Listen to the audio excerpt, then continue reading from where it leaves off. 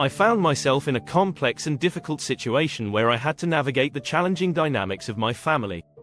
My mother, who was a practicing witch, displayed narcissistic behaviors, while my father, a lapsed Catholic, also exhibited narcissistic tendencies.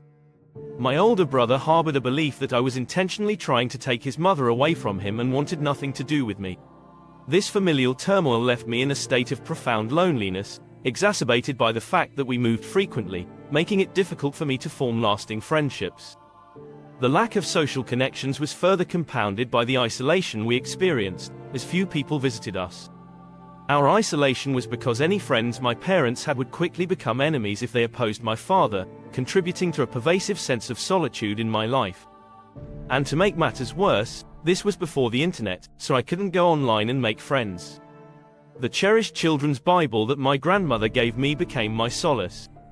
She lovingly advised me to always turn to Jesus whenever I needed a friend, and that guidance brought me great comfort and support. Now, you might be wondering how my mother, a practicing witch, and my father, a lapsed Catholic who would not believe in anything if science did not confirm it, would react to me reading the Bible. In the 1980s, Norwegian society was deeply influenced by Christianity, with religious practices and beliefs playing a significant role in its people's lives. Even those who did not consider themselves Christians often engaged in religious customs and beliefs associated with the Lutheran Church. However, in recent times, there has been a noticeable shift towards a more secular and diverse approach to spirituality among Norwegians, marking a departure from the once strong connections to Christianity.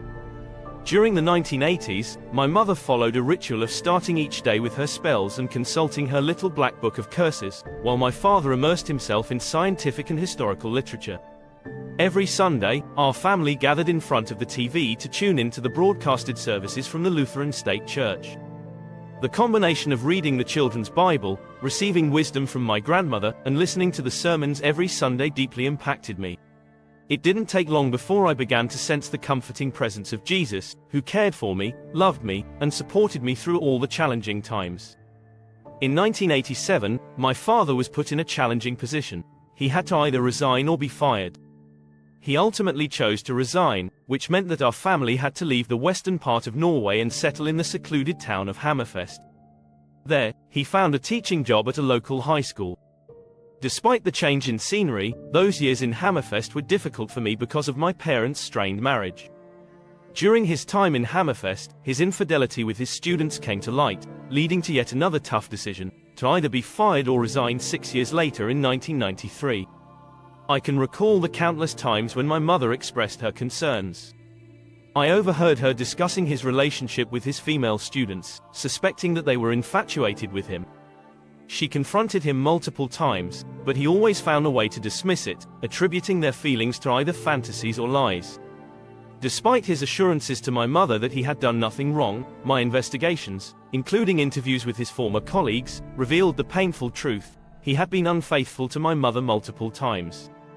Furthermore, his former colleagues also remembered how he spoke disparagingly about my mother to them, expressing his weariness of her in a manner that left a lasting impression due to the evident resentment in his words.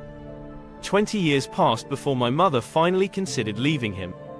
I can vividly recall the day it all came pouring out. It was in 2008. She broke down in tears, confiding in me that he had been so mean to her, and she felt she couldn't endure it any longer. Despite her anguish, she resolved to remain with him until his passing in 2017. In the 1980s, my mother, dealing with my father's infidelity, turned to me for emotional support.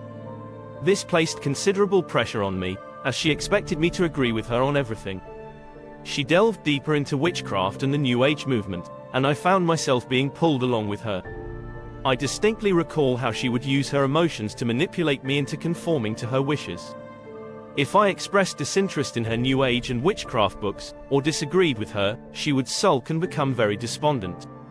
I struggled deeply with this and felt compelled to cheer her up by immersing myself in her interests, which ultimately led me to explore a darker side of the spiritual world. As I delved deeper into the New Age movement alongside my mother, I maintained my connection with Jesus. Throughout this spiritual journey, Jesus stood out among my other spirit guides as the only one who made me feel truly loved and listened to. However, the turmoil at home stemming from my father's infidelity began to seep into my school life. My classmates, overhearing their parents discussing my father's treatment of my mother, began to bully me. Consequently, I felt a strong temptation to seek solace in my mother's witchcraft books as a way to cope with the mistreatment. At that time, Jesus was still my closest friend, and as I delved deeper into my mother's witchcraft practices, I became increasingly aware of a sense of disapproval from Jesus. It felt like I was hurting him with my actions. I knew he loved me, and I could not stand hurting someone who loved me that much.